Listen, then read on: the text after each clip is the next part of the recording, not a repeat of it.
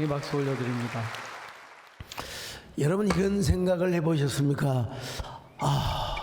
나는 왜 거절하지 못하는가? 김호 씨가 쓴 왜 나는 거절할 수 없는 말을 할 수 없을까? 거절하는 말을 못하는가? 이 책은 거절에 대한 거절의 힘, 거절의 비약을 이야기하고 있습니다. 여러분 대부분 나는 우리 참 정권사님을 존경합니다. 아닌 건 아니라고 싹 잘라버려요 그냥. 대단해요, 대단해요. 여러분 저는 거절을 못해요. 이상하게 약속을 쉽게 하고 어렵게 지키고 참. 근데 여러분 오늘 저자는 그렇지 말라는 거요. 거절을 할 때는 확실하게 하라는 겁니다. 특히 직장에서 부탁할 때 거절하지 못하고 끙끙거리고 막 있을 때가 아마 상사가 한 잔 마시세요. 그러면 이해해놓고 그냥 복통을 하고 고이고 말이야.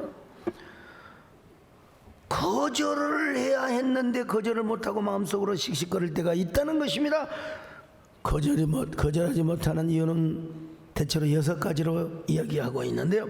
타고난 여린 마음 때문에 내가 그래, 내가 여린 마음 때문에.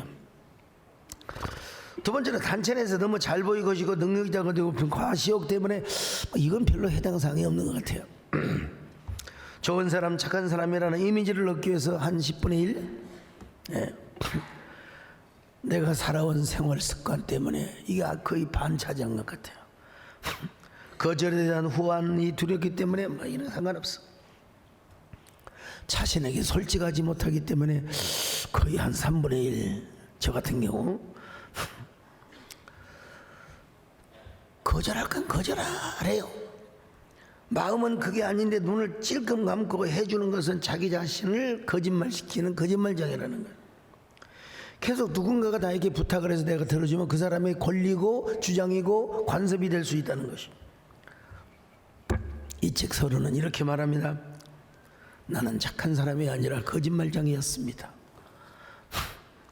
거절을 못한 것은 착해서가 아니라 거절 결핍증에 걸려서 그랬다는 것입니다.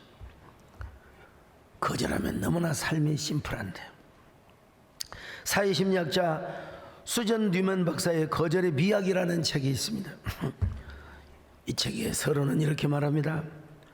노라는 말을 할 줄 몰라서 하기 싫은 수많은 가지 일을 어쩔 수 없이 하는 수많은 사람을 위하여 이 책을 바칩니다. 거절하지 못하고 하기 싫은 일을 하는 사람들을 위하여 이 책을 바친다. 예스. 노는 초보자입니다. 저 운전을 하시는 우리 송정호 원수집사님 이해는 얼마나 잘하는지 몰라요? 시켜놓은 거 뭐 하나도 안 해놨어요. 왜? 거절을 못해서. 예.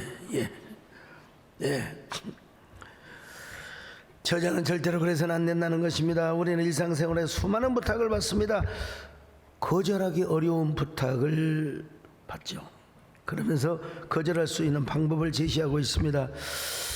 차라리 거절을 하지 않고 나서 힘든 것보다 정중하게 거절을 하는 것이 좋다는 것입니다. 그건 죄가 아니라 생활의 필수라는 거예요. 그렇다고 모든 걸 다 거절하라는 말은 아닙니다. 상대방의 존재와 철학 그 자체를 건드려서는 안 된다는 거죠. 사람 자체를 거절해서는 안 된다는 겁니다. 사람 자체를 거절하지 말고 그분의 제안을 정중하게 교육 사이트의 뉴스파가 공기업 취업자들에게 설문조사를 해보니까 전부 다 420명을 조사해 47% 이상이 이 거절을 못해서 정신적 피해를 겪고 있더라는 거예요. 그래서 거절할 것은 거절해야 된다. 어떻게 거절을 하냐? 심리학자들은 말합니다. 작은 것은 들어줘라. 작은 것은 들어줘라. 그러나 목적에 부합하지 않거나 자기 능력 이상의 것은 완곡하게 거절하라는 거예요.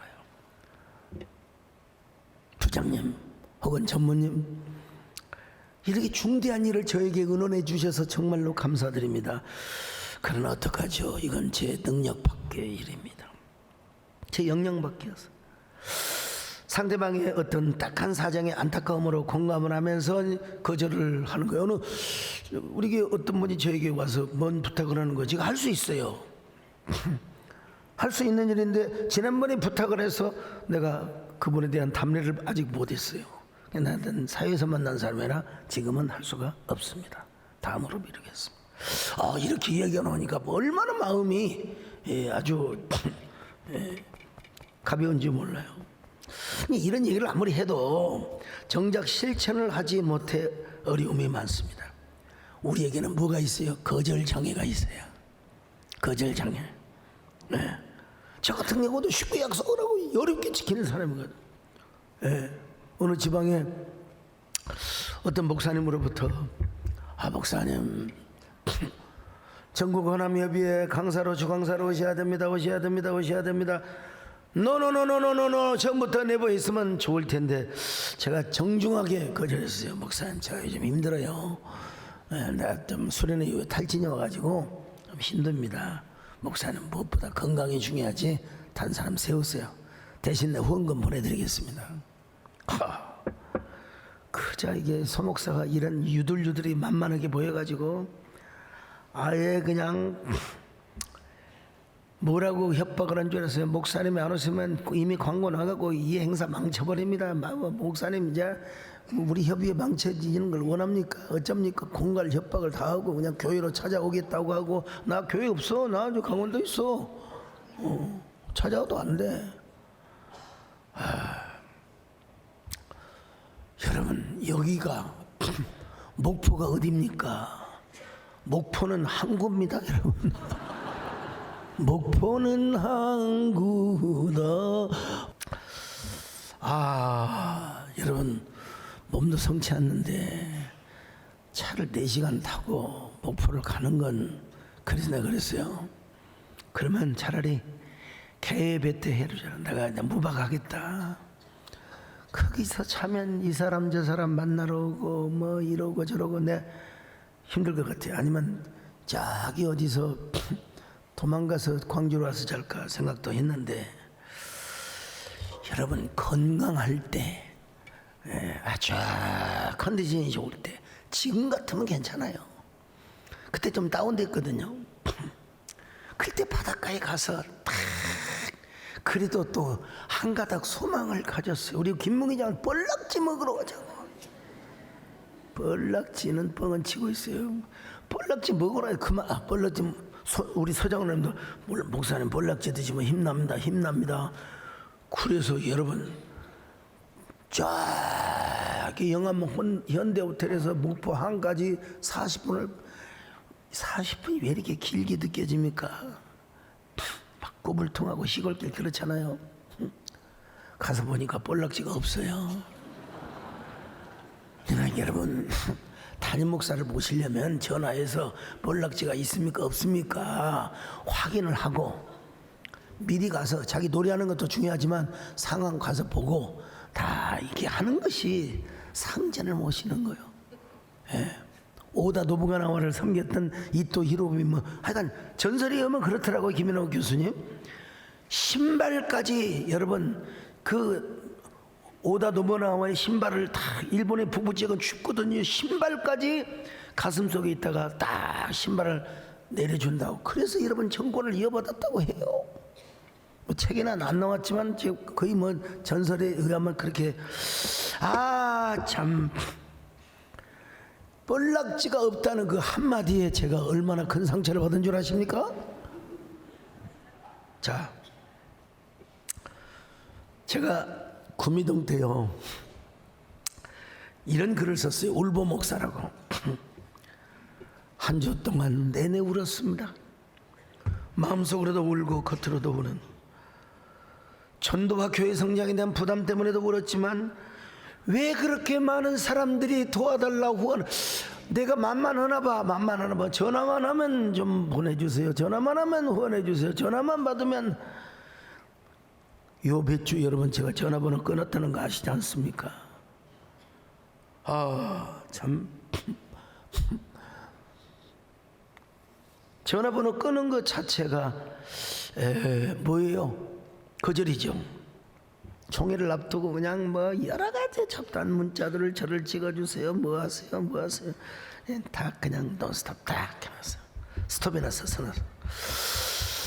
자, 여러분, 우리가 정말 우리 마음이 근심이 오고 그게 올 때 있잖아요. 그럴 때는 일단 전화기를 차단해 보세요. 차단하고 나와 하나님과의 깊은 묵상이 들어보세요. 그리고 성경을 보세요. 그러면 그 전에 보이지 않았던 성경의 핵심 키워드가 내게 딱. 오늘 설교가 그런 겁니다. 저는 울보 목사가 되어서 막 이런 노래를 막 불렀습니다. 여러분도 이런 사람이 되시기를 바랍니다. 이런 노래를 부르시기를 바랍니다. 마음속에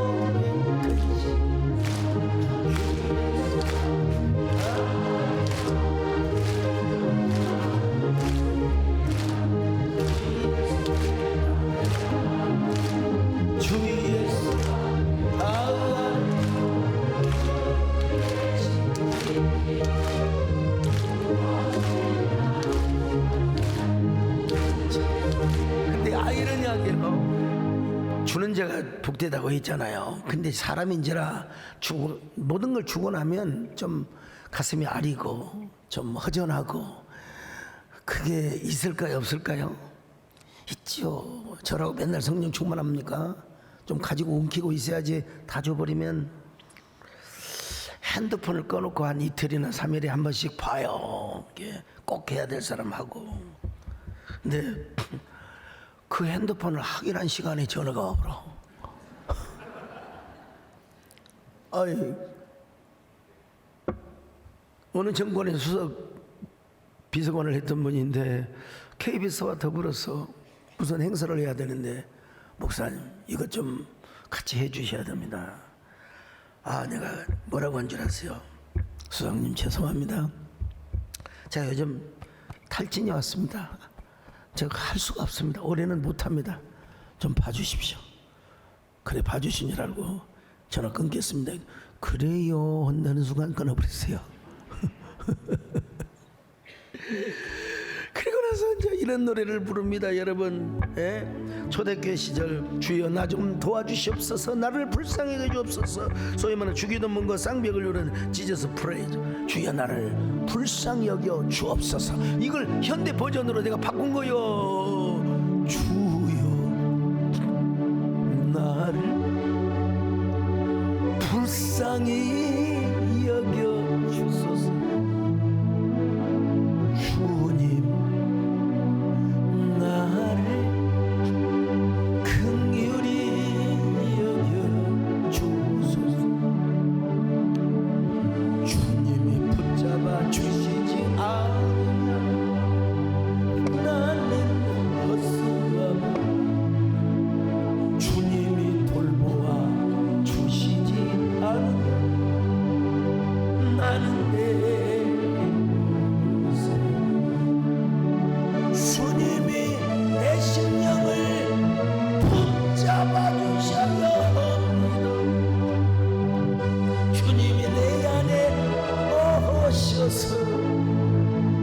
생명의 빛이 되어 주시고 소망의 등불이 되어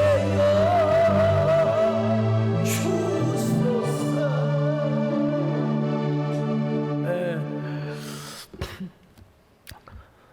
한 번은 오색 그린 야도 호텔로 가서, 저는 원래 광주에 모임이 있어서 제가 잘하고 또 제가 그 제 때 묻은 무등산 파크호텔이 있어요. 헐문 수양관도 수리하라고 우리 한기성 목사님한테 얼마 줬는데 하여간 그래도 호텔이 조금 편하겠죠. 무등 파크호텔로 가려고 했는데 막 도시 번화가 이런 싫어요. 저는 산소. 근데 우리 집사람이 딱 오색 그린 야도 호텔로 딱 예약을 해놓은 거예요. 여러분, 참 나이가 50, 60 되면 마누라 말을 듣는 게 좋습니다. 근데 왜 가던 날이 장날이라고 다음 날부터 막 삐 드르렁 하루 종일 공사를 하는 거예요. 하루 종일. 자, 그것이 좋으면요, 그것이 좋으면 주일날 안 오려고 그랬어요. 한번 정말 원 없이 한번 나도 한번 안식 주간이라도 한번 가져보자. 근데 제가 볼 때 뭐 제가 그걸 어떻게 여깁니까? 제가 이런 수많은 백색 소음들, 그걸 제가 뭘로 이겼느냐? 브라운 소음이라고 하죠. 네, 브라운 소음. 제가 내가 성령으로 이기자, 기도로 이기자. 그리고 바깥에 나갈 수가 없어요. 막 강원도 온도가 32도, 33도인데 어떻게 갑니까? 바람 한 점도 안 부는데. 그래서 쫙 철학에도 설교 원고 준비를 하고 주일 원고 준비를 딱 하고, 그러고 나니까 비가 오는 거예요. 그래서 교회로 왔어요. 참, 여기 보면은 여러분 쫙 성경을 보면요, 오늘 본문에도 보통 사람의 눈에는 보이지 않아요. 그냥 대충 이렇게 넘어갈 수 있는데, 오늘 본문에 딱 오색거리냐 돼서 성경을 보니까 아하, 거절에 대한 조언을 하고 있어요. 오늘 본문이요. 귀를 기울여 지혜 있는 자의 말씀을 들어, 또 지혜자의 지식에 마음을 둬요. 그리고 그것을 우리 입술에 딱 두어서 말로 표현하라는 말입니다. 여러분, 자 22장 17절로 18절입니다. 시작. 너는 귀를 기울여 지혜 있는 자의 말씀을 들으며 내 지식에 마음을 둘지어다. 이것을 내 속에 보존하며 내 입술 위에 함께 있게 함이 아름다우니라. 자, 이렇게 하기 위한 목적이 무엇인 줄 아세요? 첫째는 여호와를 의뢰하기 위해서, 여호와를 의뢰하기 위해서. 자, 19절이겠죠? 시작. 내가 내게 여호와를 의뢰하게 하려 하여 이것을 오늘 특별히 내게 알게 하였노니. 근데요, 의뢰하는 것만 있는 게 아니요. 사실은 21절만 봐도 되는데 연결을 하기 위해서 19절로 21절 같이 봅니다. 시작. 내가 내게 여호와를 의뢰하게 하려 하여 이것을 오늘 특별히 내게 알게 하였노니 내가 모략과 지식의 아름다운 것을 너를 위해 기록하여 내가 진리의 확실한 말씀을 깨닫게 하며 또 너를 보내는 자에게 진리의 말씀으로 회답하게 하려 함이 아니냐. 진리의 말씀을 확실하게 깨닫게 하기 위함일 뿐만 아니라 뭐냐? 너를 보내는 자에게 진리의 말씀으로 화답하게. 제가 여러 번역본을 봤는데 제일 쉽게 우리말로 알아듣기 쉽게 번역한 게 세 번역이더라고. 자, 한번 보세요. 잠언 22장 21절 같이 봅니다. 시작. 이는 내가 진리의 말씀을 깨달아서 너에게 묻는 사람에게 바른 대답을 할 수 있게 하려 합니다. 진리의 말씀을 깨달아서 너에게 물어보는 자, 너에게 부탁하는 자, 너에게 청탁하는 자를 어떻게 하느냐? 바른 대답을 해줘라. 거절할 것은 거절해라. 들어줄 건 들어주라, 이 말이죠, 여러분. 그러니까 결국은 무슨 말씀이냐? 거절하고 거절하지 못하고에 관한 문제는 뭐 부드러움, 여림, 그 타고난 천성, 이게 중요하지 않다는 거예요. 먼저 하나님의 말씀에 귀를 기울여 그 말씀을 잘 들으라는 거예요. 그리고 그 말씀을 내 마음속에 두라는 거예요. 그리고 그 보존된 그 말씀이 입술을 통해서 나타나도록 하는 거예요. 나타나도록. 그럴 때 우리가 하나님을 의뢰할 뿐만 아니라 하나님의 말씀의 모략과 지식의 아름다운 것으로 무정하여 누가 나에게 말을 걸어올 때 하나님이, 여러분, 나의 성격과 기질로 거절하는 것이 아니라 하나님의 모략과 지혜로, 진리로 거절하는 것을 우리가 결단할 수 있어요. 갑자기 떠오르는데, 우리 교육자 수련회 때 정권사님 따라와가지고 계곡에서 막 좀 조용히 하지 쫙 하니까 112 신고가 들어갔어요. 우리 연세는 돼서 눈치는 빠삭해 가지고 경찰이 다 오니까 쫙, 이 나라 이민족 특별히 육해 공군을 하나님 축복하시고 경찰들을 축복하시고 대통령 위정자들 축복하시고 저야 이 나라가 복을 받게 하시고 그랬더니 아이고 할머니 이 기도에 은혜 받고 갑니다. 여러분 진리로 무장돼 있으면 그러는 거예요. 진리로 무장돼 있으면. 여러분 우리는 그래서 이게 잘 하기 위해서는 여러분 하나님 말씀을 귀를 기울이고 그것을 우리 마음속에 보존하고 새기고 그것이 우리 입 밖으로 나와야 된다 이겁니다. 여러분요. 자, 우리가 무엇을 거절해야 될까? 거절하는 것에 대한 방언들이 첫째,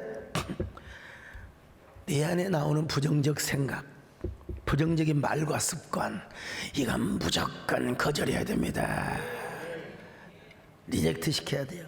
잠언 22장 24절로 25절 시작. 노를 품는 자와 사귀지 말며 울분한 자와 동행하지 말지니 그의 행위를 본받아 내 영혼을 올무에 빠뜨릴까 두려움이니라. 그래서 오늘 성경은 노하기를 성질을 잘 내는 사람 인간하고 가까이 하지 말라는 거예요.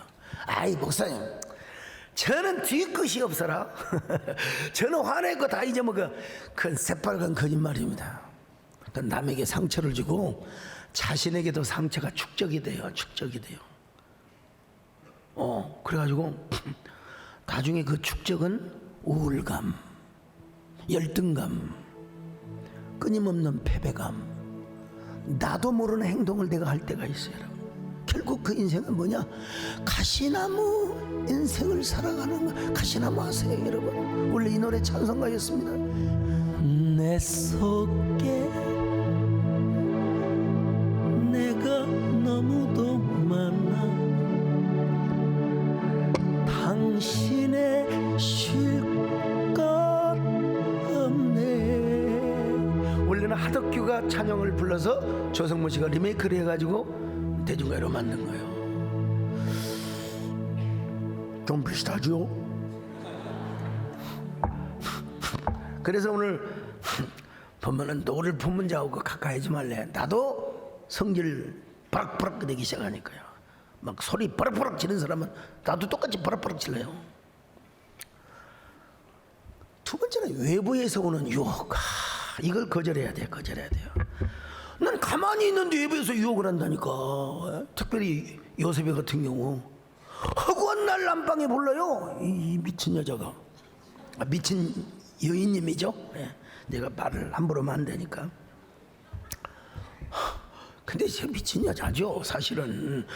서방이 있는데 출장 간 사이에 세상에 노비들을 다 밖으로 보내고 그 저같이 순수하고 깨끗한 헬스만 총각을 비웃지 말아요. 건강에 여러분 도움이 안 됩니다. 나도 웃음이 날라 그러네. 아마 내가 여러분 성경에 나오진 않았지만 현대어로 조금 동화로 좀 픽션으로 꾸민다면 이 여자가 말이야 옷을 절반쯤 벗고 요새 요즘 내가 스트레스를 받아서 어깨가 무거워 좀 등 좀 주물러 줄래? 아유 정말 아우 시원해. 그래 저 더 밑으로 아래로 다리 좀 주물러 줄래? 이럴 수도 있어요. 현대어로 여러분 우리가 이렇게 동화로 만든다면 픽션으로 구성한다면. 그래서 갑자기 겉옷을 붙잡고 요셉아 동침하자. 나 미치겠다. 미치겠단 말은 성경에 안 나오지만 일반 관용적으로 쓸 수 있는 얘기입니다. 여러분 요셉이 뭐라고 말합니까? 사모님 정신 차렸어요. 지금 하나님이 보고 계시잖아요. 그리고 지금 내가 어떻게 주인의 부인을 범할 수가 있습니까? 말도 안 되는 소리입니다. 이 새끼 봐라. 겉옷을 잡으니까 그냥 겉옷이 거의 절반 찢어질 정도로 요셉은 걸음한 날 살려라 도망을 가버리고 말았어요. 자, 창세기 39장 8절 9절입니다. 시작. 요셉이 거절하며 자기 주인의 아내에게 이르되 내 주인이 집안의 모든 소유를 간섭하지 아니하고 다 내 손에 위탁하였으니 이 집에는 나보다 큰 이가 없으며 주인이 아무것도 내게 금하지 아니하였어도 금한 것은 당신뿐이니 당신은 그의 아내임이라. 그런즉 내가 어찌 이 큰 악을 행하여 하나님께 죄를 지으리까. 그래서 결과는 뭐예요? 감옥 갔어요. 감옥 갔어요. 저가 감옥 가면 다 나쁜 사람인 줄 알았는데 감옥에 면회를 많이 갔거든요. 가서 또 소장님하고 차도 마시고 보안과장, 교목과장 그런 얘기를 하시더라고. 그분들이 여기 있는 사람을 우리는 다 죄인으로 보지 않습니다. 그리고 억울하게 들어온 사람들이 정말 있습니다. 요셉이가 억울해요. 억울하게 들어왔어요. 증거물까지 거두까지 다 뺏긴 상태에서 억울할 수밖에 없어요. 그러나 여러분, 그것으로 끝나면 안 되죠. 누구를 만납니까? 만나야 할 사람, 술관원장을 만나서 꿈 해몽을 해가지고 여러분 총리 대신으로 등극하는 귀한 이야기죠. 요셉을 향한 두 가지 음성이 있었어요. 하나는 보디발 마누라가 불렀던 요셉, 그리고 바로왕이 요셉, 그대는 어찌 그렇게 신령하고 경건하오? 내 보좌만 빼놓고는 모든 은반지, 인감도정을 말하는 의인을 말하는 거예요. 그대에게 다 부탁하노니 그대의 명 없이는 수족을 놀릴 자가 없습니다. 여러분, 술관장을 만나서 마침내 애굽의 총리 되시는, 왜? 거절하였기 때문에. 거절하여서. 그 다음에 마귀가 직접적으로 유혹하는 유혹도 있어요. 이건 이제 예수님도 받으셨어요. 예수님도 40일 금식이 끝나자 뭐라 그래요? 떡을 돌로 만들라고. 야, 사람이 말이야, 하나님 말씀으로 사는 게 떡으로 사는 게 아니야. 사탄아 물러가라. 그러죠. 최송년 꼭대기로 막 그냥 이끌어 가가지고, 실제로 갔는지 저는 안 갔다고 봅니다. 그냥 그런 영적 세계 속에서 40일 금식하고 어떻게 저 시험선까지 올라가나, 이런 질문을 학자들과 논의도 하고 하는데, 어쨌든 성전 맨 꼭대기로 올라갔다고 봅시다. 거기서 뛰어내리라 이거요. 예. 그러면 하나님 천사들이 너를 보호해 줄 게 아니냐. 예. 그러자 뭐라고 합니까? 야, 주 너희 하나님을 시험하지 마라. 근데 마귀가 이제 시험산이라고, 건강한 사람도 올라가기 힘들어요. 40일 금식 후에 과연 올라가셨을까? 아니면 그냥 어떤 그 환영의 영적인 세계에서 시험을 했을까? 뭐 둘 중에 하나겠죠. 어쨌든 올라갔다고 합시다. 우리 예수님은 뭐 금식한 후에도 올라갔다고 합시다. 온 세상을 다 보여줘. 고대 근동의 세계를 다 보여줬어. 뭐가 한번 저 위에 옛날에 아수르 땅까지, 바빌론 땅까지 다 보여줘. 그리고 뭐라고 하냐? 나에게 눈치 감고 한 번만 절을 해라. 나를 경배해라. 그럼 내가 온천하를 다 준다. 마태복음 4장 8절로 9절 시작. 마귀가 또 그를 데리고 지극히 높은 산으로 가서 천하 만국과 그 영광을 보여 이르되, 만일 내게 엎드려 경배하면 이 모든 것을 내게 주리라. 자, 우리 예수님께서 뭐라고 그러세요? 주 너희 하나님만 섬겨라. 이런 천막이야. 예. 한 방에 거절을 해버렸어요. 그러자 마귀가 물러가고 천사들이 와서 예수님께 수종을 들더라. 4장 11절입니다. 시작. 이에 마귀는 예수를 떠나고 천사들이 나와서 수종드니라. 그 다음에 또 하나 조심할 게 있는데요. 그 지나친 세상의 인기, 명예, 권력, 이것도 우리에게 유혹일 때가 있어요. 물론 하나님이 주시는 직위, 하나님이 주시는 힘, 부, 영광 받아야죠. 근데 우리 예수님께서는 오병이어에게 기적을 베푸시자 사람들이 임금으로 추대, 우리 예수님이 그런 땅의 왕으로 오려고 온 것이 아니거든요. 갈릴리 사람들이 아이고 저 헤롯 안티파스에 질려버렸어. 그래서 우리가 예수님을 좀 왕으로 모시자. 우리 예수님은 NO 하고 어디로 갔어요? 산으로 피하셨어요. 자, 요한복음 6장 15절 시작. 그러므로 예수께서 그들이 와서 자기를 억지로 붙들어 임금으로 삼으려는 줄 아시고 다시 혼자 산으로 떠나가시니라. 여러분, 우리가 다시 말씀드립니다. 하나님이 주시는 교수, 또 대학교 총장, 할 수 있으면 국회의원, 장관, 하나님이 허락하시면 대통령도 하는 거죠. 근데 문제는 그 자체의 목적을 둔다면 다 탐닉을 해요.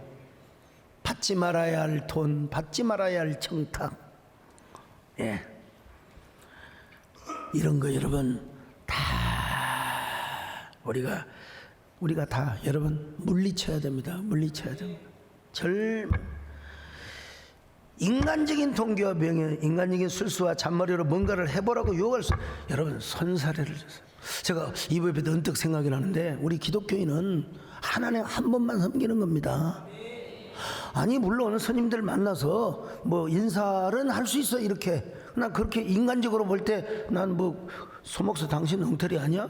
인간적인 예의로 할 수 있다고 하면 그러나 법회 중에 여러분 우리로만 하는 예배 중에 막 하는데 종교적인 자세를 취한다. 이거는 절대 여러분들 그렇게 하지 마시길 바랍니다. 스님의 인격을 존중하고 그 종교를 차별하지 않되 나의 신앙을 지키고 나의 신앙을 절대로 빼앗기지 말아야 돼요. 거절할 때는 확실하게 거절해야 돼요. 물론 저는 스님들 만나도 이렇게 한번 해본 적은 없습니다. 저는. 그러나 정치인으로서는 제가 그 정도는 이해를 해요. 그렇지만 거기서 절을 하고 그냥 막 미익게 하고 이거는 기독교인으로서는 맞지가 않아. 거절할 때는 확실하게, 그리고 스님에게는 따뜻하게. 전 조계사를 비롯해서 여러 절을 갔지만 아이고 다른 분들은 막 일을 하시더라고요. 근데 저는 영 이게 습관이 안 됐어요. 그래가지고 아이고 안녕하십니까, 예 고개 숙이고 안녕하십니까. 근데 이건 그건 옳고 그름의 문제가 아니라 그건 하나의 어떤 애절이요. 그러나 여러분 신을 향한 애의, 하나님을 향한 애의 범주에 밖에 나가서는 절대로 안 된다. 여러분 그럴 때 우리 하나님께서 더 부귀와 공명을 주시는 거예요. 어느 정치인이 처음에는 딱 신앙을 지키다가 막 비난의 본물이 쏟아지다 하시더라고요. 이건 아니잖아, 이건 아닌데. 여러분 난 우리 아들이 정치를 한다 하더라도 오늘 우리 2부에 나왔던 정치인들 보면은 그러더라고. 안 했다고, 저기는 했는지 안 했는지는 모르지만 안 했다고 하더라고. 근데 하나님께서 하나님만 경외하시면 더 역설적 복을 주십니다. 역전의 복을 주십니다. 여러분 이런 생명나무의 역설적 복을 받으시기를 축원합니다. 아멘. 나의 거와 나의 생명 당신 나의 생명 나의 사랑 나의 사랑 당신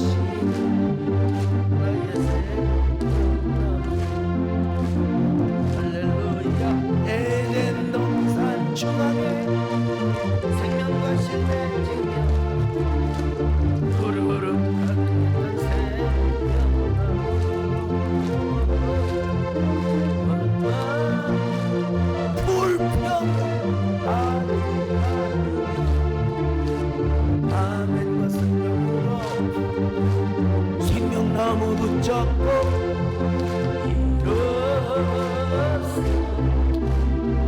근데 이제 설교가 이렇게 끝나면 참 멋있죠. 깔끔하고. 근데 반전이 있어요. 반전이 있어요.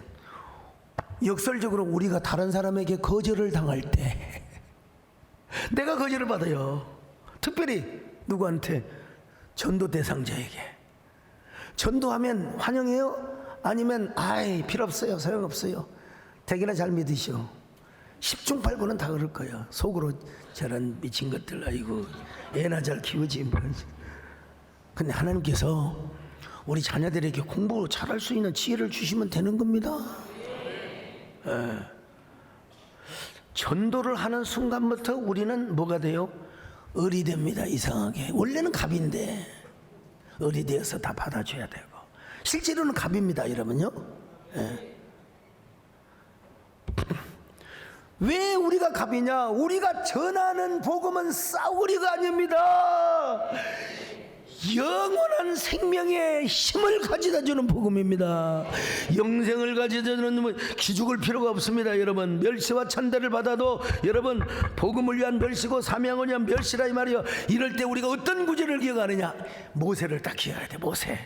모세는요 바로의 공주의 아들이라 칭함을 거절해버렸어요. 왜? 예수님이 최고의 보아라는 사실을 알았기 때문에. 자, 히브리서 11장 24절 시작. 믿음으로 모세는 장성하여 바로의 공주의 아들이라 칭함받기를 거절하고 그뿐만 아니라 그리스도를 위하여 받는 수모를 애굽의 보아보다 더 큰 제물로 여겼습니다. 그리요. 자, 26절입니다. 시작. 그리스도를 위하여 받는 수모를 애굽의 모든 보화보다 더 큰 재물로 여겼으니 이는 상 주심을 바라봅니다.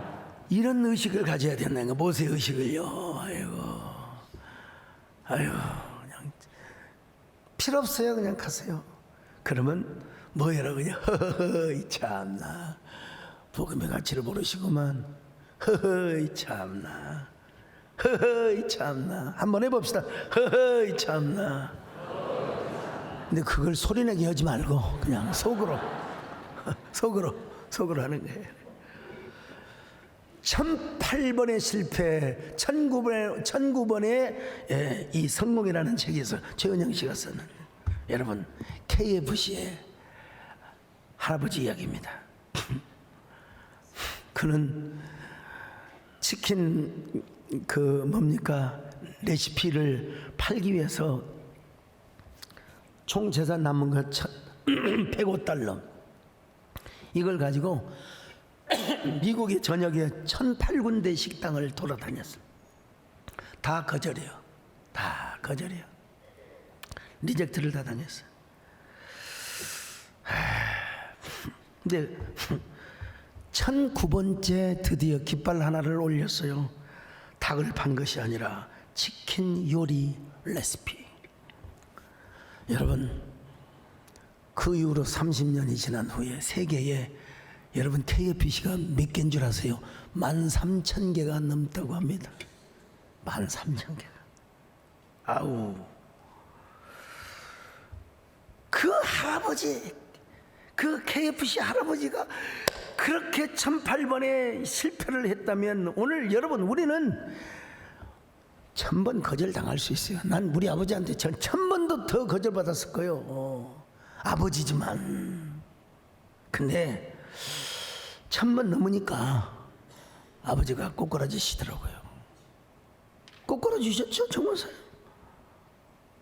제사 다 끊으시고 교회 가서 세례 받으시고. 참. 어느 날 꺾어지는 거 한순간입니다. 여러분 그렇게 가정 불화를 일으키고 자식을 쫓아내고. 어느 날 여러분 군미동 시절에 전화가 오세요. 아이고 막내냐, 내가 좀 교회 좀 나가면 안 되겠냐. 그래서 아버지야 아무나 나가는 게 아닙니다. 제가 한마디 했죠. 어떻게 나가는 거냐. 회개를 하시고 나가셔야 됩니다. 그냥 나가시면 안 됩니다. 회개하셔야 됩니다. 그리고 제가 내려갔죠. 아버지 손을 붙잡고 교회 등록을 다 시켜드렸어요. 여러분 거절당하였지만 허허허 웃는. 저 진짜 총회장 이전부터도 마찬가지고 저는 한국교회 공적사역과 그리고 연합사역을 이루는데 온갖 애를 다 썼어요. 물질, 뭐 시간, 에너지. 그때는 그렇게 에너지도 펄펄 넘쳐가지고. 근데 지금은 때가 아니구나. 강태공이 강가에다가 빈낚시를 던지는 것처럼 세월이라고 하는 대열을 낳고 있습니다. 여러분 분명히 말씀합니다. 갈라디아 6장 1절 사람이 심으면 포기하지 않을 때 분명히 심는 대로 거두리라. 할렐루야. 우리 하나님은 결코 거짓말하는 분이 아니십니다. 아멘. 세월이라는 대여 내년도 있습니다. 전 아직도 많은 세월이 다 리타이어하고, 물론 모든 현직은 모두가 전직이 되는 건 사실, 저도 언젠가는 전직이 되겠죠. 그렇지만 전직이 될 나이가 아직도 까마득한 세월이 있어요. 세월은 제 편이고 하나님은 제 편이라고 믿습니다. 여러분 때는요 목욕탕에만 있는 게 아니에요. 연합사에게도 때가 있고 헌신에도 때가 있고 다 여러분 우리의 축복에도 때가 있습니다. 거절할 것은 거절하시고 거절당할 때 허허 웃으시고 때를 기다리시기를 바랍니다. 그럴 때 하나님께서 우리의 부르심에 후회한심이 없는 우리를 위한 찬가를 불러주실 줄로 믿습니다. 하나님의 부르심에는 후회하심이 없는 내가 이 자리에 서 있는 주의 부르심, 하나님의 부르심 결코 실수가 날 부르신 하나님의 신실하심을 믿네. 날 부르신 뜻 내 생각보다 날 향한 게에 나의 지혜로 측량 못한 가장 좋은 가장 완전한 오늘도 널 이끄시겠네. 하나님 앞에 부름받은 사람으로서 거절해야 될 것과 거절당할 것도 감내하게 하여 주시옵소서. 오직 하나님을 섬기고 확실한 진리 안에 거하여 하나님의 영광을 위해서 받아들일 것 받아들이고 또 거절할 것 거절하고 거절을 당할 때도 우리가 감내하면서 기쁨으로 살아가는 저희들 되게 하여 주시옵소서. 감사합니다. 예수님의 이름으로 기도 올려옵나이다. 아멘.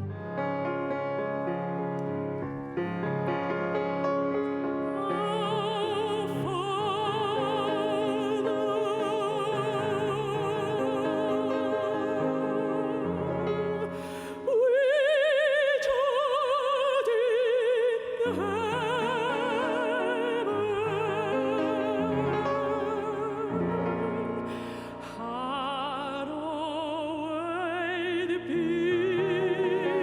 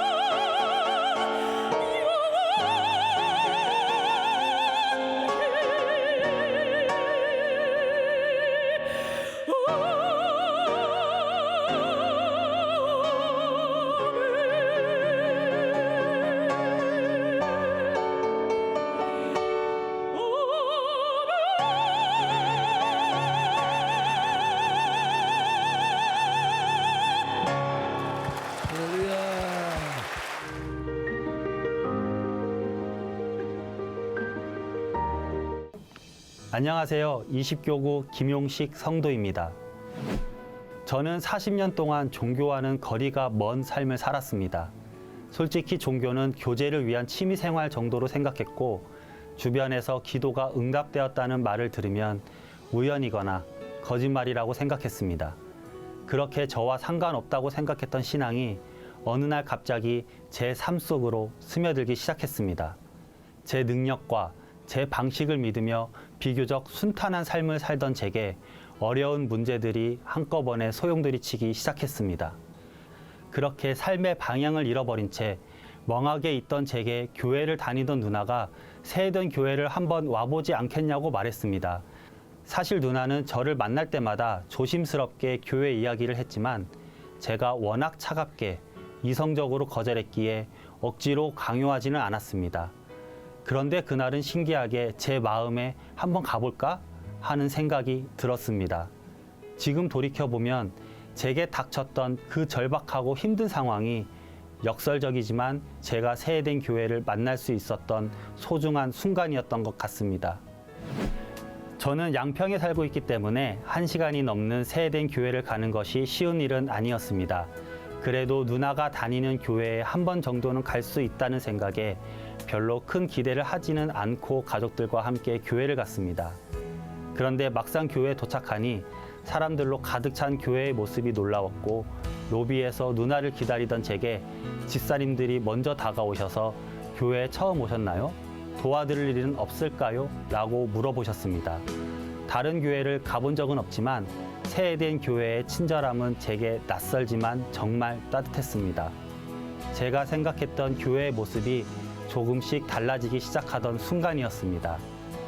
그렇게 생애 첫 예배가 시작되었고 저는 큰 기대 없이 담담하게 설교를 듣기 시작했습니다. 그런데 설교가 시작된 지 얼마 되지도 않았는데 갑자기 눈물이 흐르기 시작했습니다. 평소에도 잘 울지 않던 제가 그것도 사람들이 많은 낯선 예배당에서 울고 있었습니다.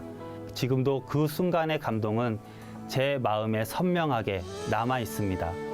제가 하고 있는 일에 스스로 전문가라는 생각으로 최선을 다해 도전했고 일에 대한 자신감도 있었지만 거듭된 실패로 제 능력에 대한 확신을 잃어갔고 그런 제 모습에 낙심하고 있었습니다. 그런데 제가 가장 약했던 그 순간에 하나님은 새해된 교회로 저를 부르셨고 목사님의 설교를 통해 눈물로 제 자신을 내려놓게 하셨습니다. 제 능력을 믿기보다는 하나님의 은혜 안에서 진정한 기쁨을 누릴 수 있다는 메시지를 통해 그 순간 하나님이 제게 역사하심을 깨닫게 되었습니다. 하나님이 이 말씀을 전하기 위해 저를 새해된 교회로 인도하셨다는 확신이 들었습니다. 예배가 끝나자 처음 만난 교구 목사님이 목청이 터질 듯 제 손을 붙잡고 기도해 주셨습니다. 가족이라도 저를 위해 이렇게 기도해 줄 수 있을까 하는 생각이 들자 저는 새해된 교회를 꼭 다녀야겠다고 다짐하게 되었고 양육 교육을 받으면서 기도를 배우기 시작했습니다. 어떻게 기도해야 하는지 어렵게 느껴졌지만 말로 표현하기 힘들면 글로 남기자고 결심하며 기도 일기를 썼습니다. 그렇게 새벽에 일어나 기도 일기를 쓰면서 제 안에 큰 변화가 일어나기 시작했습니다. 어느 날 문득 퇴근길에 저녁 노을을 보면서 저도 모르게 하나님, 이렇게 멋진 하늘을 보게 해주셔서 진심으로 감사드립니다. 라며 혼자 읊조렸고 작은 것 하나에도 감사한 마음이 들기 시작했습니다. 작은 일에도 근심하고 염려하며 살던 제 삶이 사소한 일에도 감사함을 느끼기 시작한 것입니다. 그런 마음으로 주위를 돌아보니 변함없이 묵묵히 저를 응원해주는 아내와 새 아이들, 그리고 진심으로 저를 위해 기도해 주시는 많은 분들이 보이기 시작했습니다. 짧은 기간이지만 저는 교회를 다니면서 마음의 평안과 작은 것에 감사하는 삶을 살게 되었습니다. 여전히 해결되지 않는 삶의 문제가 남아있지만 진정 소중한 것이 무엇인지 깨닫게 되었고 새해된 교회를 만나고 알게 된 하나님의 은혜가 너무나도 크기에 하나님과 끝까지 동행하는 삶을 살겠습니다. 감사합니다.